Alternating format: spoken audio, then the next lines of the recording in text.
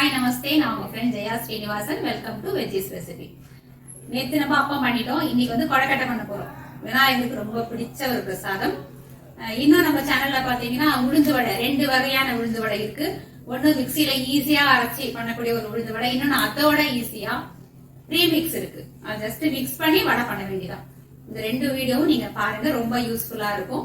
இந்த கொழக்கட்டை பாத்தீங்கன்னா ரொம்ப டேஸ்டா இருக்கும். மேல்மா சாஃப்டா, விரிசலே வராது. பண்றது ரொம்ப ஈஸியா இருக்கும். சாப்பிடும்போது அவ்வளவு நல்லா டேஸ்டா இருக்கும். ஃபில்லிங்குமே ரொம்ப நல்லா இருக்கும். ஈஸியா சின்ன சின்ன டிப்ஸோட நான் கொடுத்துருக்கேன். ஸ்கிப் பண்ணாம பாருங்க. வாங்க எப்படி பண்றதுன்னு பார்க்கலாம். கொழக்கட்டையோட மேல் மாவு பாத்தீங்களா, நல்ல வெள்ளையா, கிராக்ஸ் எதுவும் இல்லாம நல்ல மெத்துன்னு சாஃப்டா மெல்லீஸா எவ்வளவு சூப்பரா இருக்கு பாருங்க. ஃபில்லிங்கும் பாருங்க எவ்வளவு நல்லா இருக்குன்னு சொல்லிட்டு இதே மாதிரி நம்ம இப்ப பண்ணி முடிச்சிடலாம் வாங்க. கொழக்கட்டை பண்றதுக்கு 1 கப்பு பச்சரிசி மாவு எடுத்திருக்கேன். இது வந்து கழுவி காய வச்சு மிஷின்ல அரைச்ச மாவு. அப்படியே அரைச்சிருந்தாலும் பரவாயில்ல. ஸ்டவ்ல ஒரு பேன் வச்சுக்கலாம். அதுல வந்து இப்ப நம்ம 1 டம்ளர் மாவு எடுத்திருக்கோம் இல்லையா, அதுக்கு 1/2 டம்ளர் தண்ணியும் 1/2 டம்ளர் பாலும் ஆட் பண்ணிக்கலாம். இது 2 இப்படி கலந்து வைக்கிறதுனால கொழக்கட்டை நல்ல வெள்ளையாவும் வரும், விரிசல் வராம நல்லா சாஃப்டா இருக்கும்.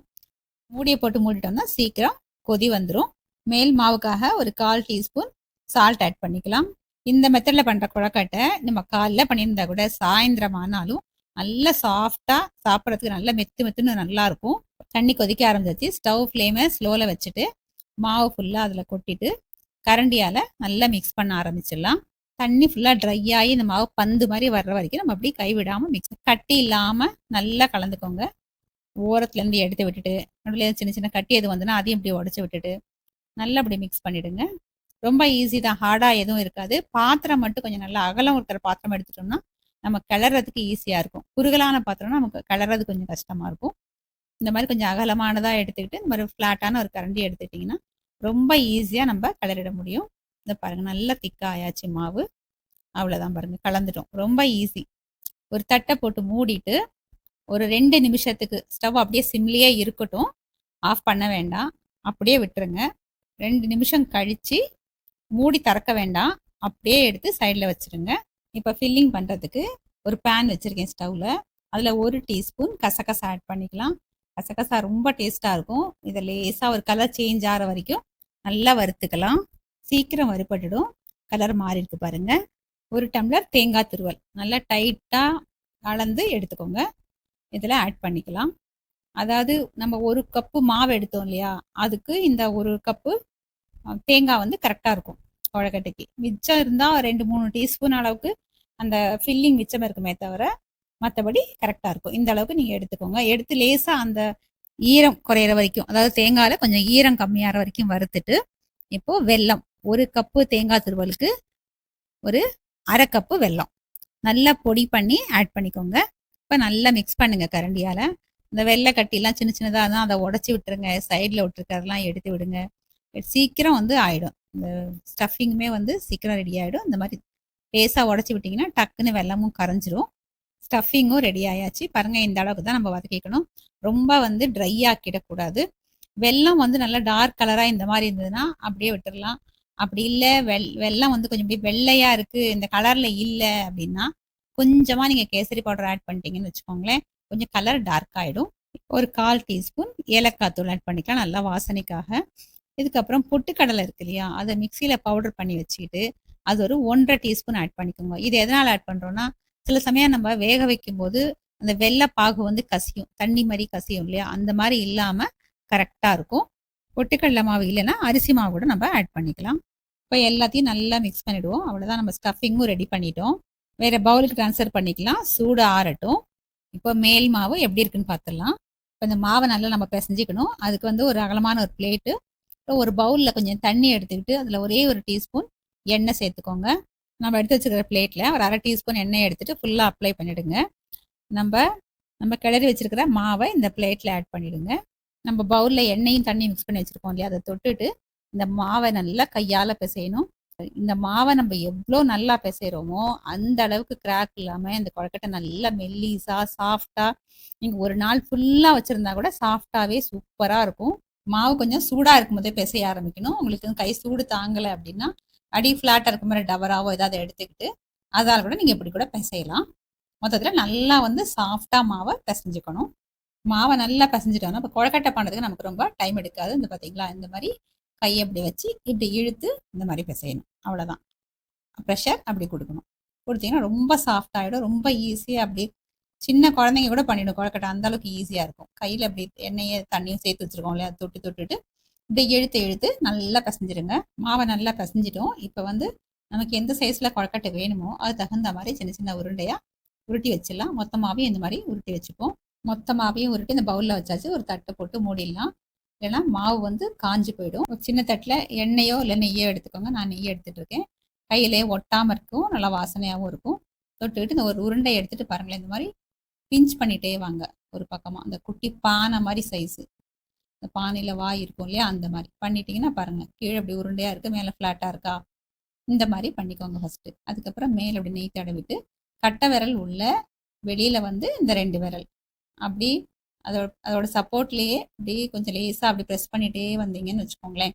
ஃபஸ்ட்டு மேல் சைடு ப்ரெஸ் பண்ணிகிட்டே வரணும். மேலே மெல்லிசா வர வர கொஞ்சம் கொஞ்சமாக கீழே வரைக்கும் போயிட்டு அப்புறம் லாஸ்ட்டில் வந்து அடி பாகத்தை ப்ரெஸ் பண்ணிகிட்டே வரணும். மொத்தத்தில் எல்லாமே வந்து ஒரே சைஸில் ஒரே திக்னஸில் இருக்கிற மாதிரி ப்ரெஸ் பண்ணிட்டோம்னா நமக்கு ஒரு சின்ன கிண்ணம் மாதிரி கிடச்சிரும். அவ்வளோதான். இதில் வந்து ஃபில்லிங் வந்து நம்ம நல்லா தாராளமாக வைக்க முடியும். கிண்ணம் மாதிரி பண்ணிட்டோம் இல்லையா, அதனால் ஃபில்லிங் நல்லாவே வைக்கலாம். விரிசல் கொஞ்சம் கூட வரல பாருங்கள், நீட்டாக வந்திருக்கு கொழக்கட்டை.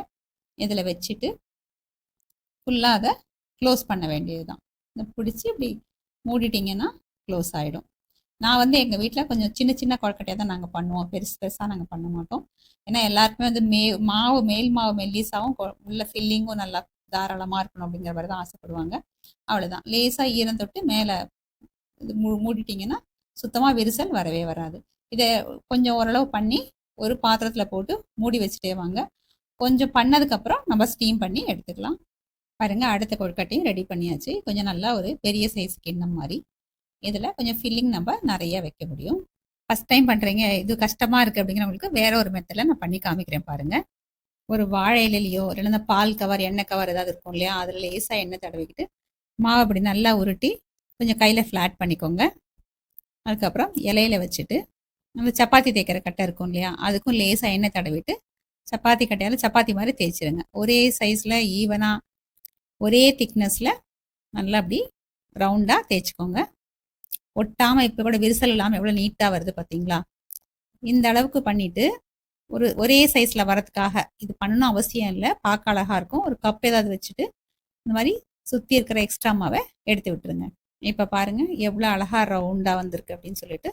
இதுக்கு இப்போ லேசாக தண்ணி ஓரத்தில் மட்டும் ஒட்டணும் இல்லையா, அதுக்காக ஈஸியாக இருக்கும். பிகினர்ஸ்க்காக சொல்கிறேன். பழக்கம் இருக்கிறவங்கன்னா பண்ணிடுவீங்க. தண்ணி லேசாக தொட்டு ஓரங்களை மட்டும் அப்படியே அப்ளை பண்ணிவிடுங்க.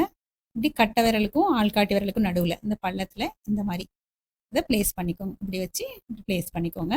இப்போ இதில் ஸ்டஃபிங்கை ஃபில் பண்ணிக்கோங்க. ரொம்ப அதிகமாக ஸ்டஃபிங் வைக்காதீங்க, அப்போ உங்களுக்கு மூடுறது கஷ்டமாயிடும். நம்ம ஆல்ரெடி ஈரம் பண்ணியிருக்கிறதுனால ஈஸியாக ஒட்டிக்கும். ஃபஸ்ட்டு லேசாக ஒட்டி விட்டுடுங்க. ஒரு எண்டில் ஸ்டார்ட் பண்ணி பொறுமையாக அப்படியே லேசாக அந்த 2 விரலை மட்டும் யூஸ் பண்ணி ப்ரெஸ் பண்ணிவிட்டு இந்த எண்டு வரைக்கும் ப்ரெஸ் பண்ணிவிடுங்க.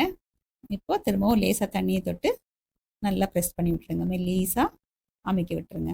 அவ்வளோதான். நீங்கள் இது வேக வைக்கும்போது வெளியில் வரவே வராது, அப்படியே இருக்கும். வெந்ததுக்கப்புறம் நான் உங்களுக்கு காமிக்கிறேன் பாருங்கள். நல்லா மெல்லீஸாக ஈஸியாக வந்துச்சு. ஷேப்பும் பாருங்கள் எவ்வளோ அழகாக இருக்குதுன்னு சொல்லிட்டு. இதே மாதிரி கையில் நீங்கள் தாராளமாக பண்ணிடலாம். இந்த லேஸ் அப்படி எக்ஸ்ட்ரா ஏதாவது இருந்தாலும் கூட நீங்கள் அதை மடித்து விட்டுருங்க. அவ்வளோதான். பாருங்கள் ஈஸியாக இருக்கா. இந்த மெத்தட் உங்களால் ஈஸியாக பண்ணிட முடியும். எல்லா கொழக்கட்டையும் பண்ணி முடிச்சாச்சு. இப்போ எல்லாத்தையும் நான் வேக வச்சு எடுத்துக்க போகிறேன். நான் ஒரு துணி போட்டிருக்கேன் இட்லி பானையில். நீங்கள் வந்து இலை போட்டுக்கலாம், இல்லை எண்ணெய் தடவிக்கலாம், அது அவங்கவுங்க விருப்பம்தான். எல்லாத்தையும் பண்ணியாச்சு. எல்லாத்தையும் வேக வச்சு நான் எடுத்து உங்களுக்கு காமிக்கிறேன். 2-3 செட்டாக நான் பண்ணி எடுத்துட்டேன். ஒவ்வொரு செட்டும் வேகிறதுக்கு வந்து 7லேருந்து 10 நிமிஷம் வரைக்கும் ஆகும். உடனே எடுக்காமல் கொஞ்சம் நேரம் கழித்து எடுக்கணும். சூடாக எடுத்தீங்க அப்படின்னு சொன்னால் விரிசல் வந்துடும். எல்லா கொழுக்கட்டையுமே வேக வச்சு சர்விங் பிளேட்டுக்கு எடுத்தாச்சு. பாருங்கள் எந்த அளவுக்கு சாஃப்டாக இருக்குது பாருங்கள். எங்கேயுமே ஒரு சின்ன கிராக் கூட கிடையாது. இதே மாதிரி நீங்கள் பண்ணி பாருங்கள். ஈஸியா இருந்தது தானே. கண்டிப்பா ட்ரை பண்ணிட்டு எப்படி வந்ததுன்னு கமெண்ட்ல சொல்லுங்க. சேனல் சப்ஸ்கிரைப் பண்ணிக்கோங்க, எனக்கு மோட்டிவேஷனா இருக்கும். லைக் பண்ணுங்க, ஃப்ரெண்ட்ஸ் அண்ட் ஃபேமிலியோட ஷேர் பண்ணுங்க, பெல் ஐகானை கிளிக் பண்ணுங்க. ஒரு புது ரெசிபியோட நாளைக்கு நம்ம மீட் பண்ணலாம். தேங்க்ஸ் ஃபார் வாட்சிங்.